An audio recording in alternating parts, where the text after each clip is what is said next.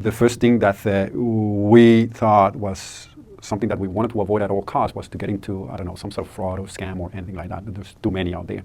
So my name is Andrez Gomez. I come from Colombia. I was born in a city in the south called Cali. I am currently living in Singapore. In terms of the things that you've learned of making an investment in Portugal, talk us through what you've learned so far. Well, several things. First of all, it's a pretty friendly country for foreigners in terms of making investments from overseas. So that's one of the first things that draw our attentions to that opportunity.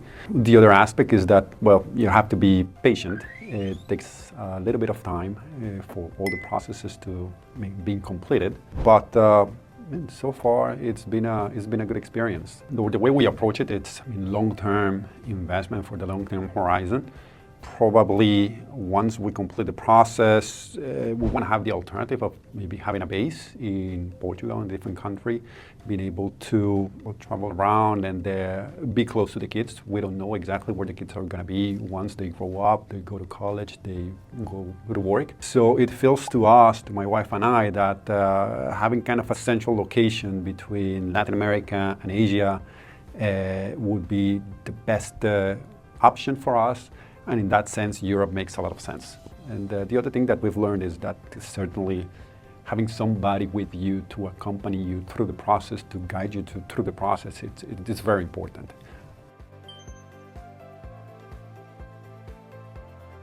We did a lot of research.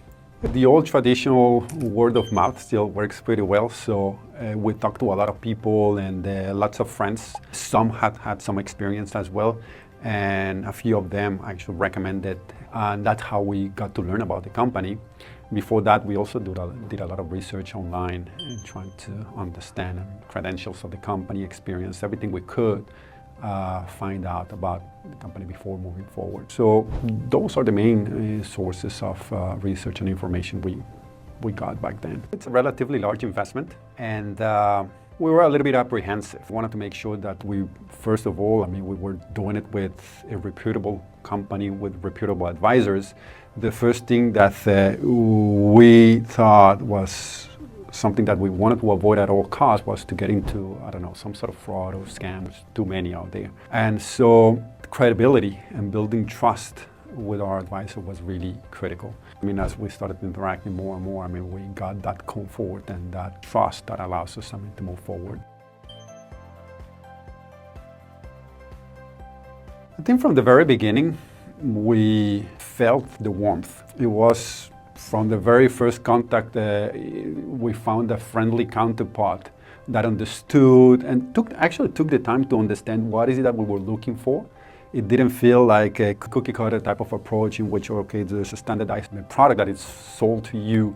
It was more personalized, and that meant a lot as well. We always felt that whenever we had questions, there was somebody out there to take on those questions and provide an answer, to provide that peace of mind or additional information that you guys require. Something that I also appreciate is that, so once we did the investment actually, we still got that level of engagement from our advisors. We were worried about a situation in which all of a sudden they would disappear and we wouldn't hear back from anybody anymore.